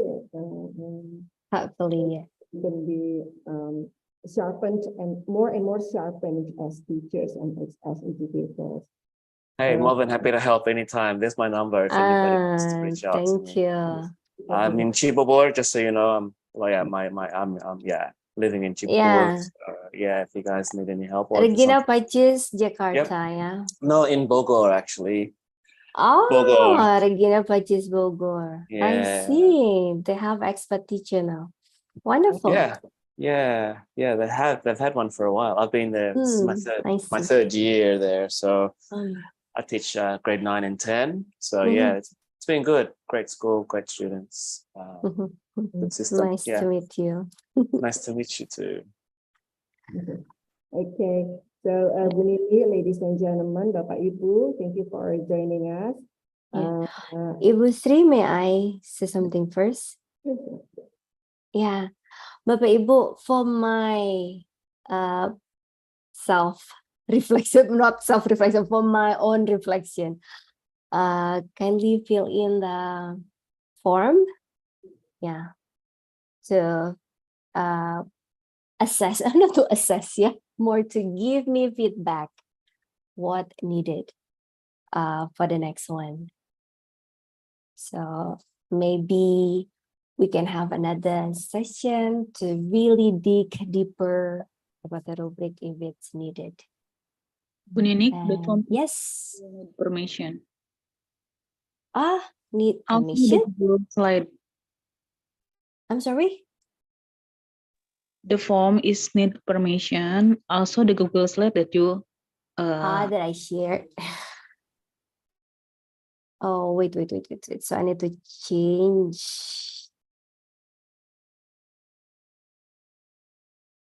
Oh, it's using itu ya. Okay, that's okay lah. Nggak apa-apa deh. No need. It takes time to change that. Maybe next time. okay, Bu Ibu. I suppose Bu Nini can also be reached personally, ya Bu Nini, ya, through personal Yes. chat if there are still any questions or statements or ideas that you can share, Ibu Bapak, in terms of rubric assessment. In the meantime, the time has already said that we have been 3 minutes beyond our limited time. It means that everyone here has been very interested in your presentation, Bu Nini. Thank you I very myself much. am interested in it. And then there is still, there's a note here that I suppose I can hand it over back to Pak Joko Setiono, because there is still a closing statement, I suppose, from Ketua Umum PTIC, Bapak Dr. Mampuono. So I am handing it over back to you, Pak Joko Setiono.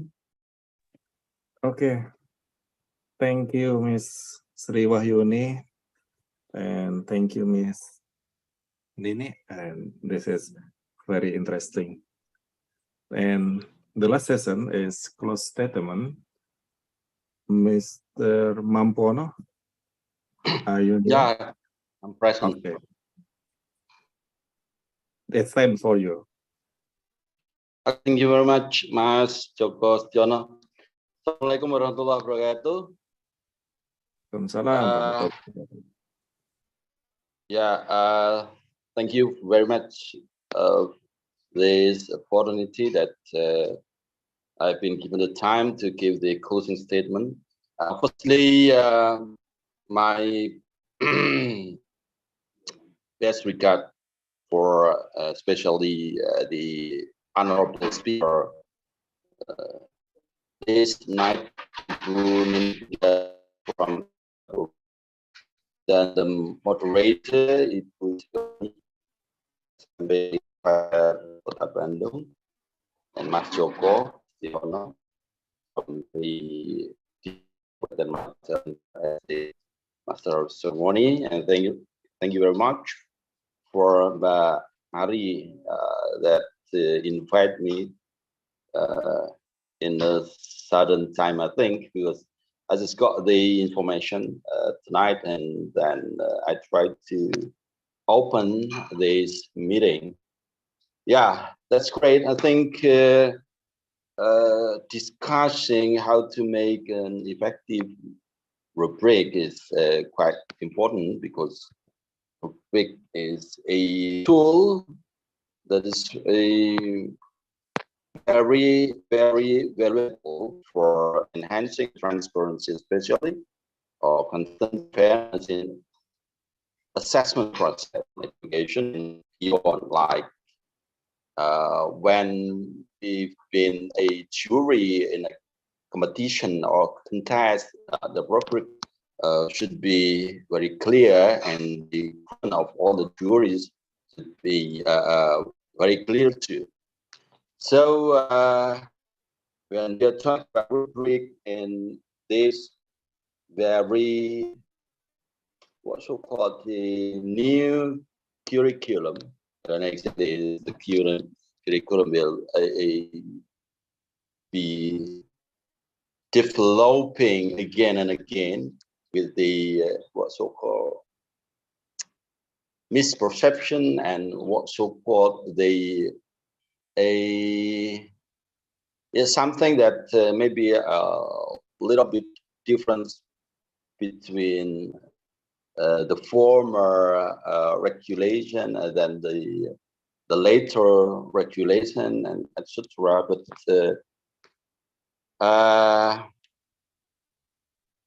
out of that, yeah, making rubrics, like I said before, it's important.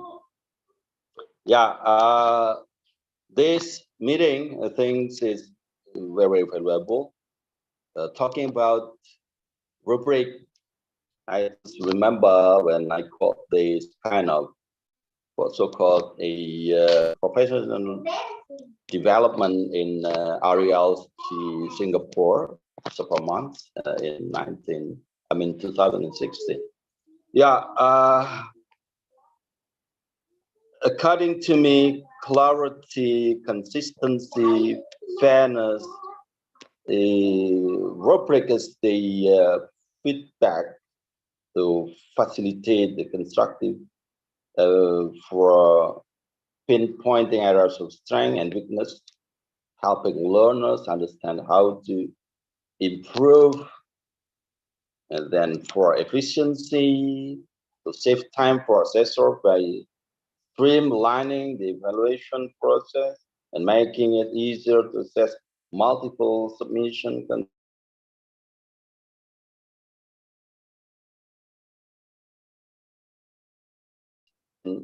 assessment criteria aligned with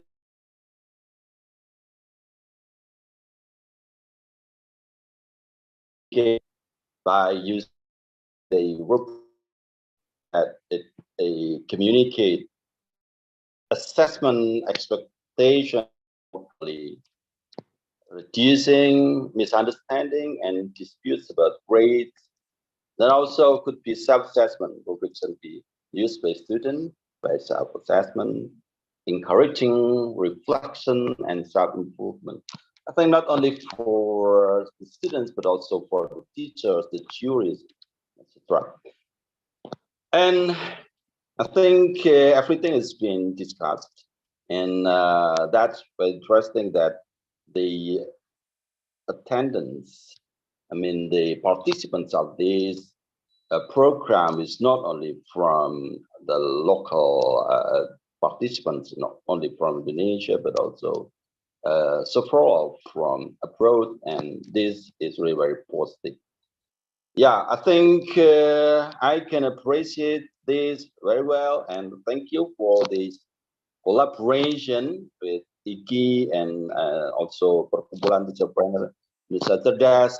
And I think I have, sorry, I just insert the information that I just connected with the several vendors in Singapore and also